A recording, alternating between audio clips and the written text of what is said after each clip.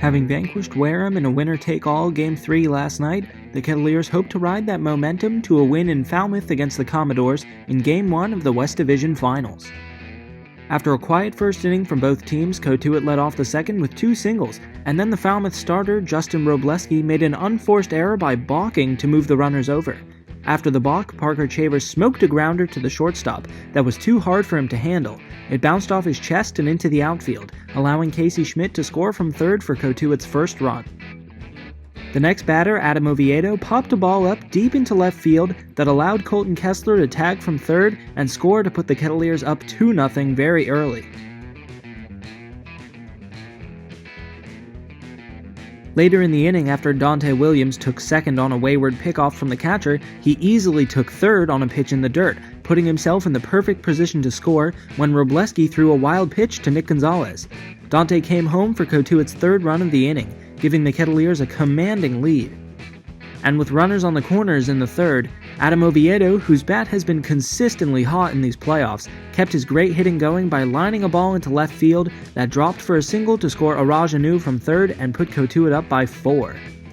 Meanwhile, Trey Holland was delivering the best start Coach Roberts could have asked for. Having allowed no runs and only 2 hits through 3+ innings, he finished the 4th with his 4th strikeout of the day. In the 6th, Cotuit added some insurance with another run on a single grounded up the middle by Nick Gonzalez. And although Holland was dealing to the plate, he also showed some defensive savvy in the 6th when he fooled Zach Deloach into taking off for second, but with a wary pickoff move, he enabled his infield to catch Deloach stealing and end the inning. After giving up a leadoff single in the 7th, Coach Roberts made the decision to pull Trey, who was an absolute Iron Man today, throwing near 90 pitches through 6 innings. He ended his day giving up only 4 hits, fanning 5 Commodores, and most importantly, giving up 0 runs. Bo Hofstra entered in relief and picked up right where Holland left off, forcing a ground ball from the first batter he faced that led to a double play. Hofstra also fanned 2 in a row to end the 8th and put the Kettleers within 3 outs of a Game 1 win.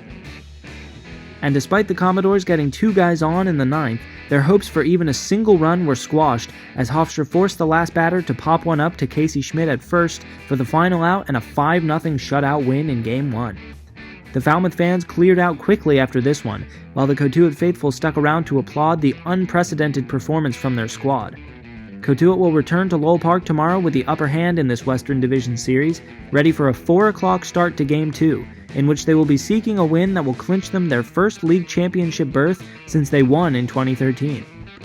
Tonight, we spoke with winning pitcher Trey Holland and Coach Mike Roberts after the game. Sending you now to our interviews with them and signing off for the Cotuit Kettleers, I'm Jacob Cohen. Trey Holland here had a really great start tonight. 6 shutout innings. Can you just take us through a little bit of your game plan / a scouting report you had? I was trying to fill up the zone most of the time.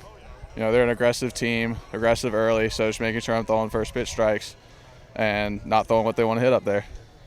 Great. When you came out of the game, you got a big standing ovation from the entire sideline, the Cotuit fans, and your dugout. Just what's going through your head in that moment?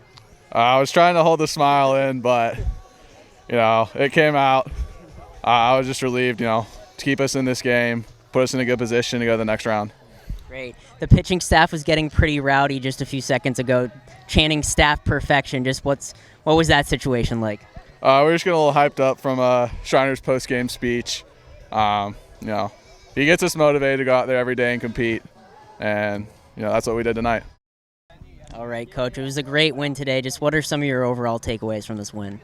Well, team effort. Lots of people picked us up today, and I'm just really pleased. I don't like to use the word proud. I'm just really pleased that they like to play. They enjoy playing with one another. They enjoy coming to the ballpark, and you can tell it. And so I think they're seeing some fruits of their labor in regards to the amount of work that they put in this summer. And, of course, I think if you have to pinpoint probably 1 or 2 people tonight, you got to go to Trey Holland. I mean, that's probably the best outing of his life, probably, and I'm so pleased for him. mean, he grew up 40 feet from my house. I mean, we're next door neighbors. I mean, I watched him grow up, and I'm just thankful for that. That was Bo's best outing of the year, and then a lot of different clutch hitting tonight. Lots of singles, but lots of different things. I thought Dante really had a couple crucial things that helped us. He stole third base, and he was able to score, and he did that on his own, and that was his own. I had nothing to do with that. And then he and Cody had a hit and run where he got to second base, and Nick drove him in with 2 outs. So I thought Dante had a really nice game tonight. Great, Coach. Just can you take us a little bit more in depth through Holland's start tonight? Yeah, first he throws strikes, Yeah. and if you throw strikes and you make them swing the bat, then you always got a chance to win. Secondly, he can do it with 3 to 4 different pitches and change speeds. And I think against a really good club like Falmouth, and obviously they're very good. They had a wonderful regular season and they beat Bourne, and you got to change speeds. And he just did a very nice job of changing speeds. And I thought Cody called an excellent game tonight. Great. Bo Hofstra was pretty impressive coming in, immediately getting a double play. How impressed were you tonight? Well, I felt Bo was the right person tonight. There was no doubt in my mind that Bo needed to show us that he could close a ball game, because he's had really good stuff all summer.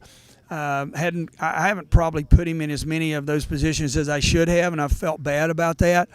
But I think he's fairly well rested right now, because I haven't used him a tremendous amount. But I thought he threw the ball extremely well. I thought he threw the ball down in the strike zone, and he got that slider on the 2-2 pitch to get the double play. And big pitch. And so I'm really pleased for Bo. I think he's been waiting all summer for Coach Roberts to say, go get him.